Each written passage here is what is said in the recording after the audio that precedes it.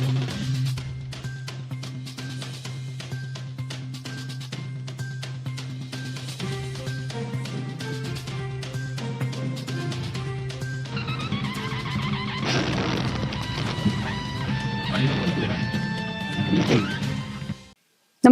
आपण पाहता Hirkani news. Hirkani news प्रत्येक क्षण ताज्या घडामोडी आणि महत्त्वाच्या प्रत्येक बातमीसाठी नेहमीच.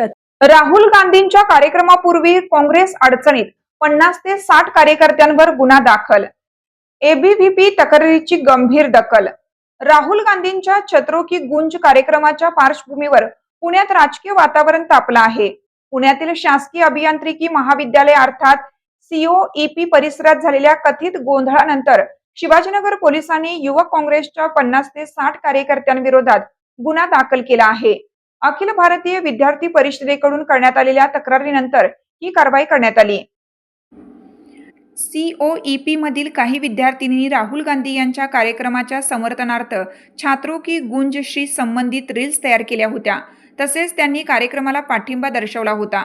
या पार्श्वभूमीवर काही उजव्या विचारसरणीच्या कार्यकर्त्यांकडून आणि आभाविपकडून विद्यार्थिनींवर दबाव आणण्यात आल्याचा आरोप काँग्रेसकडून करण्यात आला आहे. कार्यक्रमाला उपस्थित राहू नये यासाठी विद्यार्थिनींना परावृत्त करण्याचा प्रयत्न झाल्याचा दावाही काँग्रेसनं केला. दरम्यान COEP हॉस्टेलमधील एका विद्यार्थिनीवर दबाव टाकून तिच्याकडून व्हिडिओ स्टेटमेंट घेण्यात आल्याचा दावा करण्यात आलाय.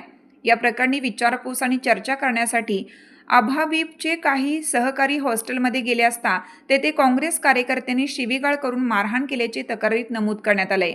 या तक्रारीनंतर शिवाजीनगर पोलिसांनी संबंधित काँग्रेस कार्यकर्त्यांविरोधात भारतीय न्यायसंहिता BNS कलम 115(2), 189(1), 189(2), 191(2), 351(1), 352 तसेच महाराष्ट्र पोलीस कायद्याच्या कलम 37(3) आणि 135 अंतर्गत गुन्हा दाखल केला.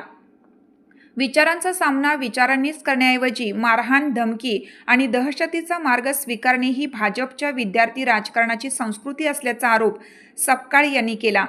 सावित्रीबाई फुलेंच्या पुण्यात विद्यार्थिनींनी कोणते विचार करायचे किंवा कोणते स्टेटस ठेवायचे हे ठरवण्याची ठेकेदारी आभाविपने घेतली आहे का, असा प्रश्नही त्यांनी उपस्थित केला. तसेच या प्रकरणातील कथित गुंडगिरीला सरकारचे संरक्षण आहे का, असा सवाल करत विद्यार्थ्यांच्या अभिव्यक्ती स्वातंत्र्याच्या आणि मुलींच्या स्वातंत्र्याच्या मुद्द्यावर काँग्रेस झुकणार नसल्याचे त्यांनी स्पष्ट केलं.